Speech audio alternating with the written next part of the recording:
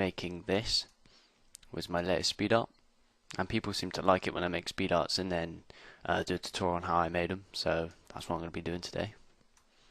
The first part will be the background like I did in my last tutorial, and then the second part will be the actual text and this bar, the link bar as it were.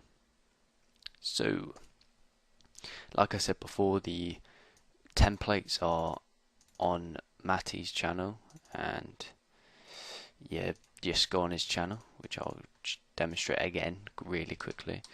The way I find it is just type in MDC Photoshop and it comes up with his name, and then you just type in YouTube templates. So as you can see, so I had to get the link to someone yesterday, so, and there it is. It's this first one. And once you download that, you open the first one, and I've got rid of one of the layers, so it might not be exactly the same if you just downloaded it, but pretty much the same. And all we're going to do is we're going to create our actual background, and I think I made the gradient first. Yeah, I'm not 100% sure, so this could, be wrong, but so we're going to go to our gradient and we're going to create this gradient, which is a like dark aqua green, which is 009A62, to a light aqua green, which is 00FFB4. If you want the precise colors, I put it to radial and reverse, I think. Then the light, you're controlling where the light part of the gradient is going. Oh, bloody hell. And we're just going to go from the top, nearest enough in the middle. You can put ruler lines if you want to.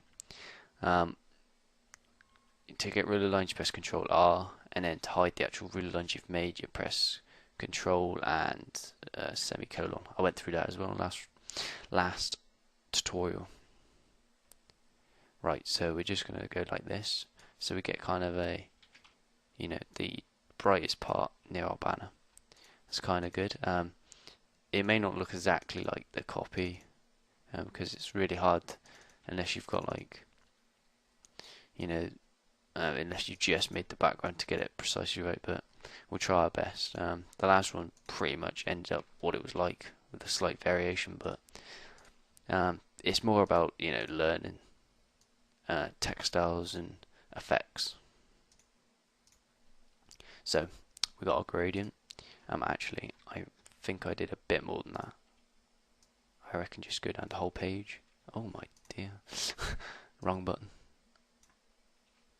Yeah. And then what I did is I created a new layer and filled it in with just a black.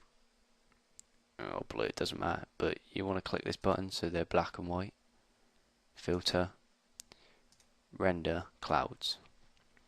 And then I press Ctrl J on that, and I added another filter, pixelate mosaic, and it was at 50 apparently, because I haven't used it since, so this is the same as it was. And I set that to overlay. And I actually tried to get rid of these dark parts, but it doesn't really matter, because when you set it as an overlay anyway, the bright bit pretty much overpowers this pattern effect. So once we got that, we're going to dull this down a bit to about 50. And then we're going to merge them together, and then we're going to set them to overlay, actually soft light, and then we're going to take the opacity down to about 50. And then we got that effect. Now the only thing we need to add is pattern, and the pattern I made was scan lines. I think I did do that in my last tutorial, but I think it was a different pattern actually. I'm not 100% sure, but this is how I made the scan lines. I did a 3x3 because I wanted the scan lines to be really close to each other, so they looked, like scan lines. And you zoom in all the way, and you unlock the layer, create a new layer, then delete that first layer, so you got a transparent 3x3 document. Go to pencil tool, make sure it's black, and just do a line across. Actually, thinking of it now, that would work as well, but what I actually did was, oh god, I did a 1x3. It works exactly the same as that one would have worked, so it doesn't really matter if you have done that now, but this works exactly the same. You just do that, and then you go edit define pattern, save it, go back to your thing.